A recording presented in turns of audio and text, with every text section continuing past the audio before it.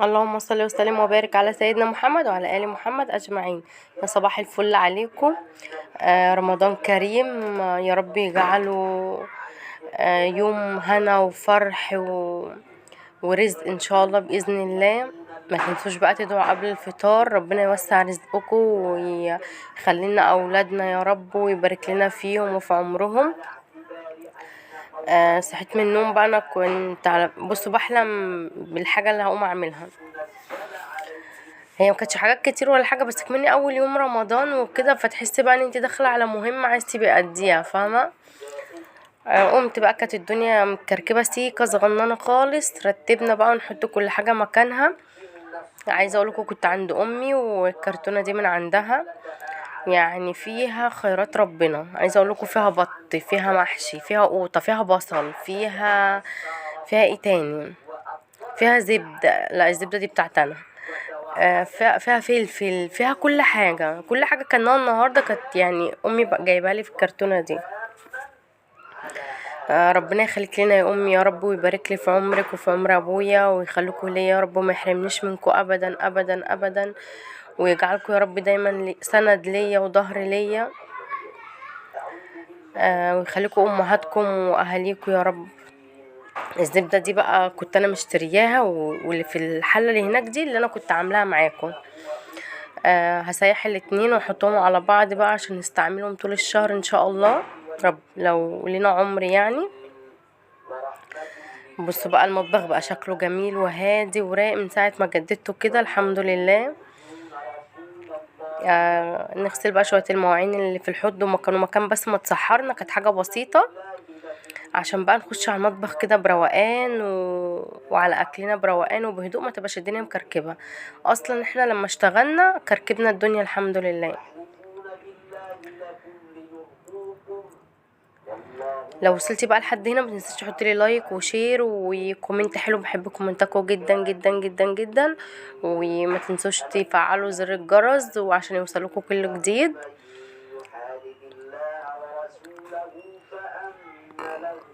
وقولوا لي بقى بتتابعوا مسلسلات ايه في رمضان السنه دي، وانا لسه ما اتفرجتش على اي حاجه. يعني عايزه اقول لكم احنا بعد الفطار وبالنهار كانت المسلسلات شغاله، بس طبعا احنا ما كناش فاضيين يعني.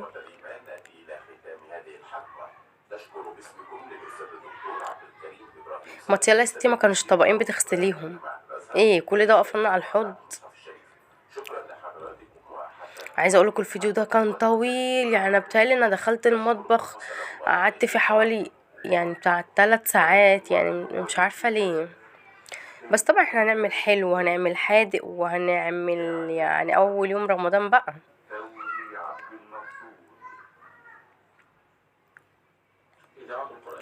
غسلنا بقى المواعين، ومش عارفه الكاميرا كانت رايحه فين، يعني مش عارفه، انا ساعات بتفاجئ كده بالتصوير بتاعي. وروقنا مكاننا وخلينا الدنيا زي الفل حوالينا، ونخش بقى على ايه، على الكرتونه بقى بتاعت امي. نحط الكرتونه ونجيب بقى صينيه عشان نوضب فيها الخضار اللي فيها وكده، ونقعد نستربع في الارض. والله يا اختي بصي يعني رجلينا بعافيه. حزمة من الملوخية دي انا اللي كنت جايباها عشان انس كان عايز ملوخية وكده، فاجيبها بقى ونقرطفها. انا كنت جايبة الملوخية كان الكيلو ب20 جنيه، ده كان نص كيلو، ده كان ربع كيلو كان ب5 جنيه. الله، ويونس ابن صحي. ربع كيلو ملوخية ده عمل طبق ملوخية واحد بس، عشان طبعا الملوخية لما بتبات بتبقى وحشة، يعني انا اسمع ان هي لو باتت بتبقى مدودة وكده. فاعملي على قدك، واحنا بالذات في رمضان بناكل يعني هي طاقة واحدة، ومش مش بناكل اكل يعني مش بنشبع قوي يعني. بصوا عايزه اقولكم ان انا وولادي كنا حاسين ان احنا هناكل الدنيا بحالها، واللي عايز مهلبية قمر الدين، واللي عايز كنافة، واللي عايز قطايف. وانا كنت بعمل المحشي ده يعني كتير، عملت كتير وفاض زي ما هو اصلا. فلا المفروض في رمضان نعمل الاكل على قدنا، لان اصلا ما يعني العيال ما بتحبش تاكل الاكل البايت ده ابدا. فحاولي تعملي على قدك انت وعيالك بس.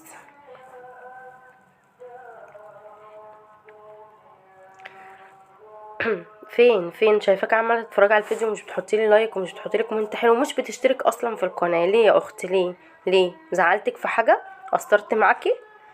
لما يكون يا مؤمنين الفيديو 5000 و4000 واحد يشوفه وفي الاخر يعني يبقى انا عندي 400 مشترك بس، كده ينفع؟ عايزاكم بقى تقدروا مجهودي وتقدروا تعب. انا في عز الصيام كنت واقفه وبصور، وعلى فكره عايزه اقول لكم التصوير ده بيبقى يعني متعب جدا جدا جدا. يعني الجو النهارده كان حر، بنصور بالطرحه، بنصور مثلا بعبايه بكم مش عارف ايه، فبيبقى تعب ومجهود يعني. فقدري ده يا اختي، قدري ده، احنا اخوات وملناش الا بعضنا والله. بص بقى الكرتونه طلعت منها بصل، طلعت منها القوطه، كانت جايبالي كوسه، كانت جايبالي بتنجان، كانت جايبالي فلفل، كانت جايبالي البط زي ما قلتلكوا. كانت مروقه على الدنيا والله العظيم.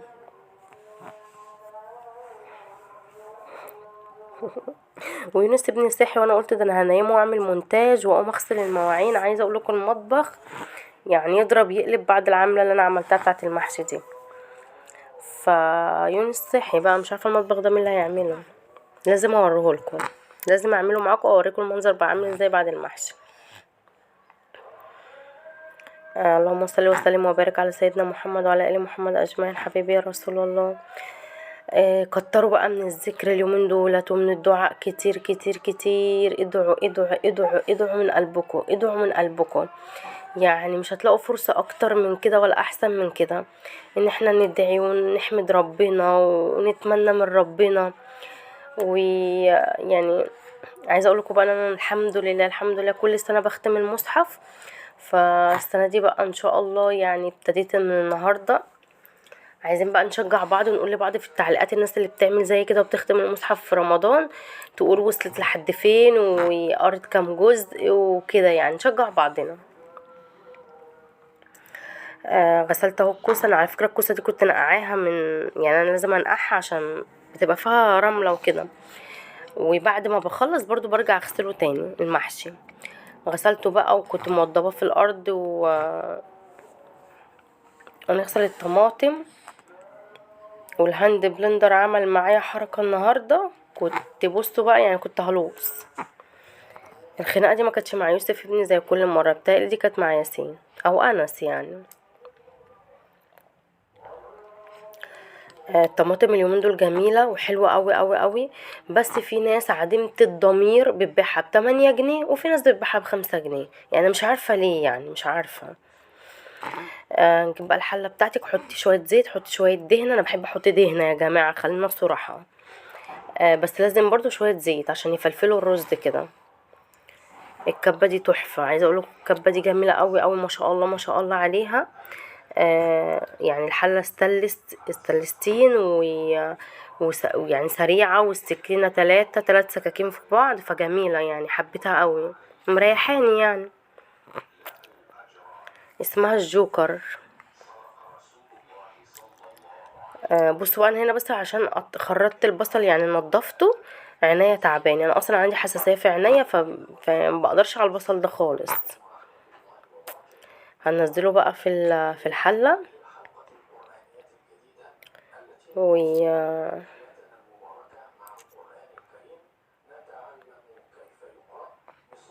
الناس بقى اللي بتقعد تقولي هو انتي مش عارفه تجيبي لك طقم جرانيت ولا طقم سيراميك. حبيبتي خليكي في حالك لو سمحت، خليكي في نفسك. هو انا باجي ادخل عندك اقولك انتي جايبه ايه ولا مش عارفه تجيبي ولا عارفه تجيبي؟ على فكره انا عندي طقم تفايل زهران، ده انضف نوع لو انتي تعرفيه. عندي ستانلس زهران برضو ده برقم. بس انا برتاح لده، انا برتاح في الالمونيا. انا دقه قديمه يا جماعه والله العظيم، انا دقه قديمه. احلى اكل تاخديه في الالمونيا على فكره، واصح اكل تاخديه في الالمونيا. فيا روحي قلبي خلي نصيحتك لنفسك. بصوا بقى الهاند بلندر كده. لا هنا كان لسه شغال بس اسقعها بشويه ميه. انا سبكت كميه كبيره حلوه يعني وكده، قلت عشان اخلي الباقي عندي في التلاجة في الفريزر، يعني بتنفعني لما يكون وقت الزحمه زنقه او كده بتنفعني. ابص هنا الهاند بلندر انا مش عارفه هو ايه اللي عمل لي كده، هو صوته كتم مره واحده ومش عارفه ماله يعني، ركنته لحد ما قلت اما اخلص اللي انا بعمله الاكل وكده، وبعد كده ابقى اقعد افضله يعني اشوف في ايه. واللي نقذني ان الحمد لله عندي الخلاط بتاع امي برضو، فقلت بقى اما اشغله. الفيديو ده برعاية امي.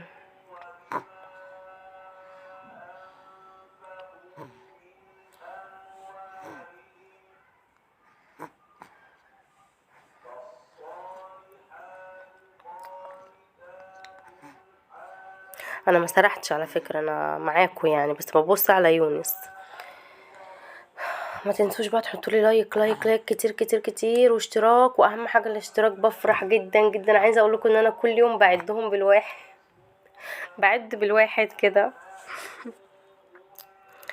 البصلة اتحمرت. البصلة لما بتعمليها في الكبة بتبقى ناعمة، بتبقى حلوة احلى بكتير، وما بتاخدش وقت يعني، بتتحمر بسرعة.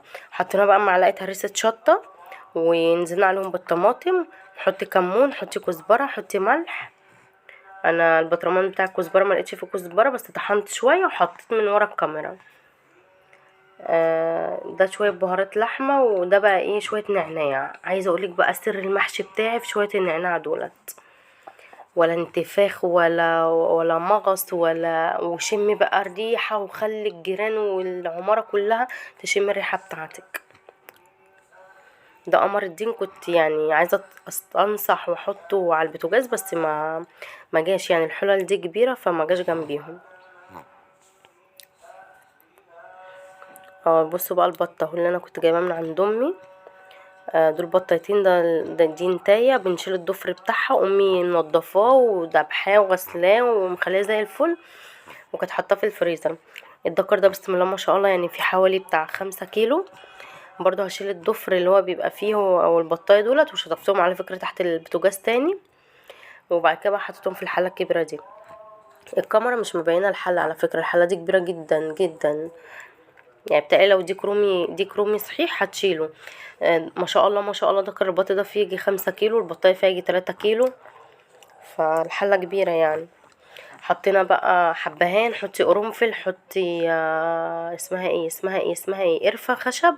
لو عندك ورق لوري حطي، انا ما كانش عندي ما حطيتش. شوية فلفل اسمر، وغطي عليها. ما تحطيش الملح بتاعك دلوقتي. دي بقى الخضرة، كنت بعت يوسف ابني اشتراها لي. الخضرة عبارة عن ايه؟ بقدونس وشبت وكزبرة، وتزودي الكزبرة والشبت يعني، البقدونس ما يبقاش كتير يعني.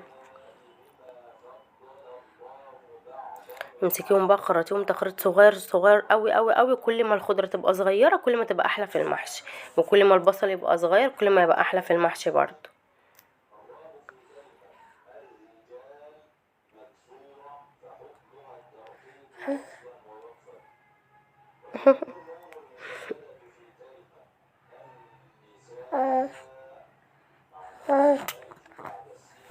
يا حبيبي وعي ايدك. بصوا بقى البواقي اللي طلعت من المحشي، الخضرة، الاكل اللي بيفيد مني من البيت، الحاجات دي انا مش برميها. انا الحمد لله يعني بربي طيور على السطح وكده، فالحاجات اللي بتفيد دي بطلع احطها لهم ياكلوها.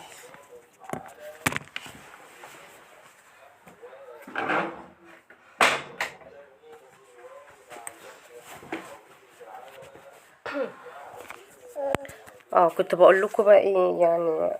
لما بيفيد بواقي اكل، بيفيد خضرة، الحاجات دي بنطلعها فوق للطيور. ربنا يخلي ستي يا رب ويديها طول العمر، كانت تقول ايه يعني ايه فرختين في البيت ياكلوا خير البيت. هو ده بقى خير البيت يا جماعة. الناس الكبيرة دي ناس يعني عسل، والله العظيم عسل. التسبيكه بقى انا شلت منها اللي انا قلت لكم عاملاها زياده، وسبت الباقي. نزلت عليهم بالرز، شوحتهم شويه. حسيت ان عايز ملح وعايز كمون تاني، حطيت. عايزه اقول لكم والله العظيم كان مظبوط على الشعره، وانا لا دقته طبعا ولا حاجه، انا صايمه. من الريحه والله العظيم هتشميها هتعرفي. نزلت بقى على الخضره، حسيت برضو ان الخضره بتاعتي قليله شويه. كان عندي كيس خضره في الفريزر، رحت مطلعاه. فضي بقى هنا على الصينيه عشان يبرد بسرعه واعرف احشيه، وفي نفس الوقت اعرف اقلب براحتي يعني. برضو زودت كبشتين صلصه كده عشان الرز يبقى احمر ومفلفل كده وجميل. بصوا الرز مفلفل ازاي، والنبي انا بنت شاطره وزي الفل. كنت بقول لكم ايه، مش عارفه ان انا هلف يعني المحشي، بس انا لفيته قدامكم اهو. عايزه اقول لكم بقى، النهارده انا صاحيه من الساعه 9 الصبح، دخلت على المطبخ، عملت المحشي، سلقت البط، عملت محشي كرنب، محشي مشكل، ما عملتش ورق عنب لا. وطلعت عند الطيور ونزلت تحت عند العجل، ويعني اليوم النهارده كان على اخره. كان متعب على فكرة قوي قوي قوي، يعني انا النهاردة حسيت بالصيام، مش جعانة ومش عطشانة، بس المجهود يعني عملت مجهود جامد جدا يعني. أنا بنربي الفراخ في السابع وانا ساكنة في الثامن، قصدي ساكنة في التاني.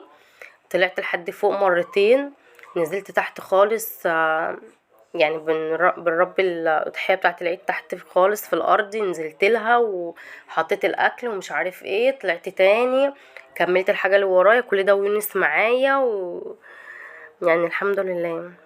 ربنا يقويني يا رب، يا رب يقويني، ادعولي بالله عليكم ربنا يقويني ويعني على ولادي وعلى حالي، يا رب يا رب قويني وعني، يا رب قويني كمان مرة، يا رب يقويني ويقويكوا يا رب، ويقدر كل ست على اللي وراها وعلى اللي بتعمله مع ولادها ومع جوزها ومع حماتها.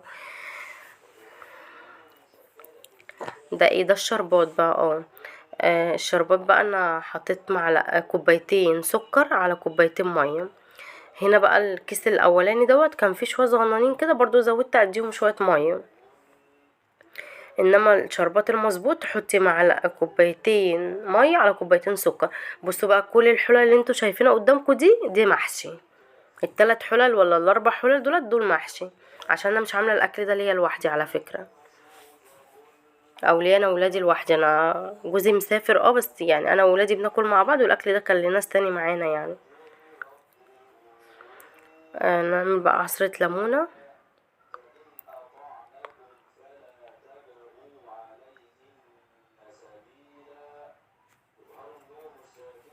ومش مجريه الفيديو، الناس اللي بتقول انتي بتجري الفيديو، بس اتفرجوا عليه للاخر.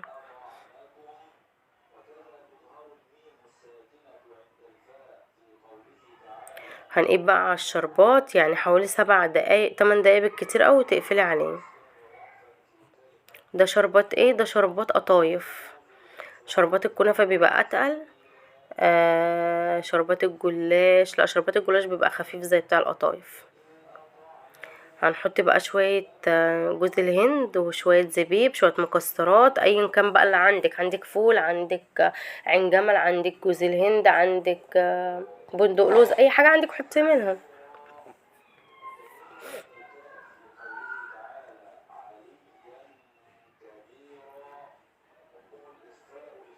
كنت تعبانة والله العظيم بجد، كنت مرهقة جدا. ممكن حد يقول لي ليه يعني، ده شويه محشي، ده مش عارف ايه. شويه محشي، بس انا بقول زي ما بقول لكم كده، المحشي ده مع اولادي، مع يونس يعني بيرضع يعني حاجه صغيره سنه، عايزني على طول ابقى شايلاه، مع ان انا بصور ومتأيده ان انا ابقى لابسه الطرحه، ان انا ابقى لابسه عبايه، ان انا بطلع فوق الطيور بنزل تحت مش عارف ايه، فكده يعني ما تستهونيش بمجهود حد.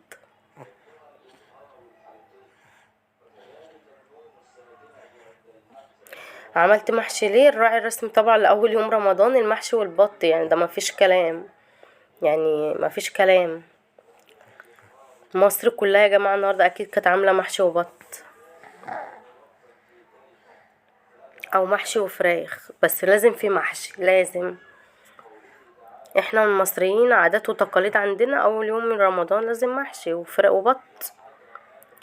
هنحشي بقى القطايف وسنة سودا، لو انا مش مجرية الحتة هنا يعني انا هقعد احشي القطايف دي كلها بالبرود دوت، يعني ازاي يعني؟ القطايف بقى تحشيها وتقفليها كويس، تدوسي عليها جامد كده كويس عشان ما تفتحش منك، ولو فتحت منك يا مش دايسه عليها كويس، يا اما هي مش صابحه عند الراجل. القطايف اول ما بتشم الهوا بتنشف، ما بتعرفيش تقفليها وبتفك منك ومتبقاش حلوه، وانتي بتقفليها بتلاقيها بتتفتح منك كده، يعني هي لسه اصلا ما راحتش الطاسه وتلاقيها بتتفتح وبتتقطع منك.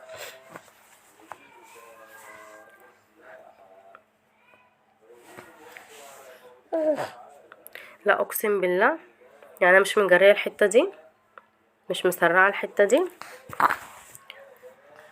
عشان تعجب الناس اللي بيقعدوا يقولوا لي بتجري الفيديو ما بنفهمش حاجه. اديني مبطئه اهو.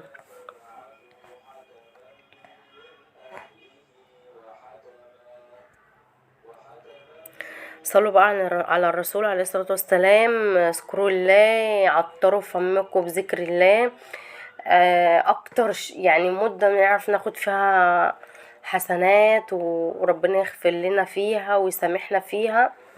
يعني ده الشهر اللي ربنا يعتقنا من النار يا جماعة. يعني طبعا الصلاة والصوم ونذكر ربنا ونصلي على الرسول ونقرا في المصحف والتراويح، يعني في حاجات كتير نعرف نستفاد منها. اصلا وقفتنا دي في المطبخ واحنا بنعمل فطار، دي لوحدها انت بتاخدي عليها حسنات، بتاخدي عليها يعني ثواب ان انت هتفطري كام واحد كان صايم وانت هتفطريه. تعبك ومجهودك ده ما بيروحش هدر، والله العظيم ربنا ما بيضيعش مجهود اي حد عمل اي حاجة. يعني ابسط حاجة بتعمليها ربنا يعني بيجبر خاطرك فيها يعني انتوا فاهمين، اكيد فاهمين. عشان هندمج ومع كده تقعد تقولوا لي بقى عاملانا فيها شيخة ومش عاملانا فيها شيخة. يا ريت ابقى شيخة والله، يا ريت.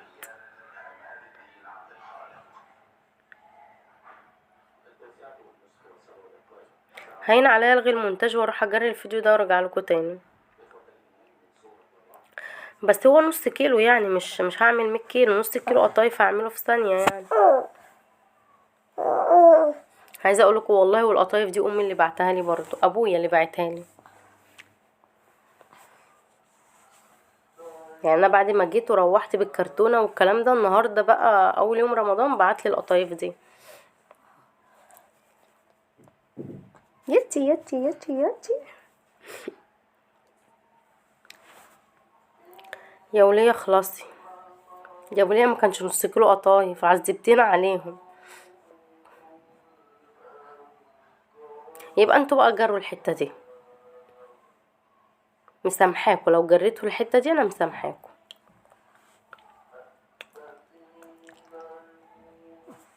ده انا سيبني بقى، يعني برفع له حواجبي، ده انا سيبني. انا هنا كان بيقول لي ايه، بيقول لي يا امي انا كل يا عيني واحده عين الجمل ودهنه ورجعت توجعه تاني. انس من ساعه العمليه وهو بيشتكي من ودنه،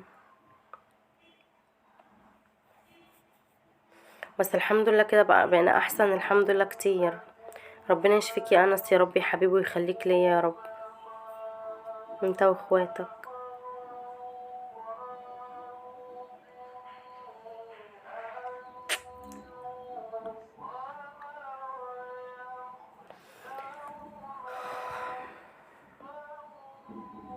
التجديدات اللي عملتها في المطبخ دي يعني مريحة نفسيتي بطريقة ما تتخيلوهاش.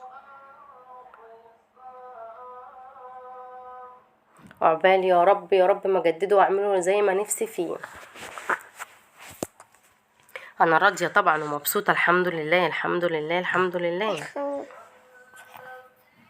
بس عايزة اقول لكم، انا لما جددت شقتي وكده كان نفسي ان انا اعمل المطبخ من اول وجديد، يعني اكسره واعمله من اول وجديد. ف يعني الظروف ما سمحتش وكده، فجددته بقى التجديد معكم البسيط ده. ربنا يا رب يوسعها علينا وعليكم يا رب، وكل اللي نفسها في حاجة تجيبها وتعملها ويفرح قلوبنا جميعا يا رب.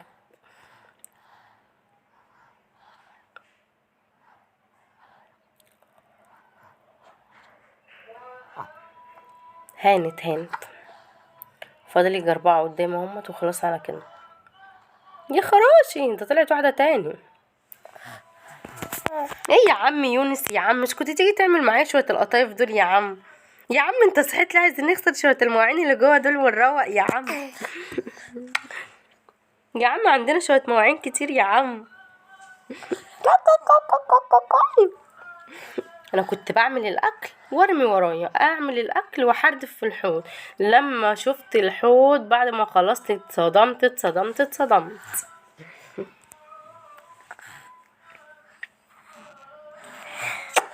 الله، يتي يتي يتي يتي يتي. الواد يونس ده لما بيكون معايا في الفيديو بيبقى وشه حلو. لا، هو اللي بيبقى وشه حلو على الفيديو يا اختي.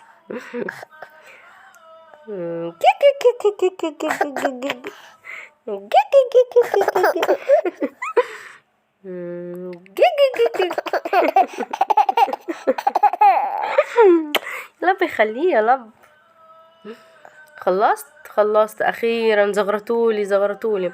هنا بقى لقيت يوسف ابني بيقول لي يا امي الحقي الساعه 5، فانا قلت لا الحق بقى نقيد على المحشي عشان نلحق نسوي. ايه يا عم مش هنلعب بقى يا عم، اقعد ساكت. اتبقى على 3 حلل محشي اهو. وقمر الدين ده كان لسه بيتعمل. قمر الدين انا يعني مش بليته ولا حاجه، انا جبت شويه ميه وحطيت فيه لفه قمر الدين اللي هي اتسخطت، يعني احنا ما كناش بنجيبها كده، مش عارفه ايه اللي حصل. ودوبت 5 معالق نشا وحطيتها عليه. وانتي بتحطي نشا برضو ايدك كده بالمضرب علشان ما يكلكعش. لفه قمر الدين حطي عليها لتر ميه بس، ماشي. حطي 5 معالق سكر. طلع مظبوط. وكان بس على فكره انا بحب الحاجه دلعه، عشان اسراء اختي لما تشوف الفيديو هتقولي مظبوط ايه وانتي بتحب تخلي الحاجه بتبقى دلعه. انا بحب العصاير وقمر الدين بحبه دلع. والرز بلبن برضو بالنسبه لي انا ما بيبقاش دلع، بيبقى حلو. تعالوا بقى نعمل خلطه البط. هنجيب بصلتين كبار، 4-5 طماطميات، قرنين فلفل حامين، حطي فلفل اسمر، حطي ملح، حطي بهاراتك بس يا باشا. يلا بقى دلك البط بيهم من جوه ومن بره كده. انا البط دوت كنت هعمله في الفرن اللي هو بالكيس الحراري وكده، بس انا عايزه مرقه عشان اسقي بيها المحشي، فما عملتوش بقى كده، يعني عملته سلقته وبعد كده ادخله الفرن. هنا بقى كان قمر الدين خلص، يعني انا برضو بالنسبه لي اول يوم رمضان يعني قمر الدين ما كده لازم. كانت لسعت حته لسعه الحمد لله. المحشي بقى كنت ببص عليه واوطي عليه شويه. كنت بعمل بقى الملوخيه الانس، فصين توم اضربيهم في اسمه ايه الجرن. سيبك من الكبه والكلام ده، في الجرن. وحطيهم، حطي عليهم معلقه دهنه صغيره او سمنه زي ما تحبوا. حطي عليهم معلقه كزبره وحمريهم في بعض كويس. واول ما يحمروا انزقي عليهم بالشوربه وحطي مكعب مرقه بس يغلوا. حطي الملوخيه واضربيها كده تك تك تك تك تك تك كده خلصت. اول ما تغلي بقلل كده تبقى خلاص خلصت. هنا بقى كنت بقلي القطايف. جيبي طاسه طبعا زيت نظيف، يعني هي اول حاجه اتحطت فيه. انزلي بالقطايف بقى بتاعتك وتخليها تحمر حلو، يعني تحمر قوي عشان لما تنزل في الشربات ما تطراش. وشغلي نفسك، يعني مش نقول لا ده لما نخلص الحادق نعمل الحلو، لا طبعا. الشاطره اللي تعمل الحادق والحلو وتروق مكانها كمان في نفس الوقت.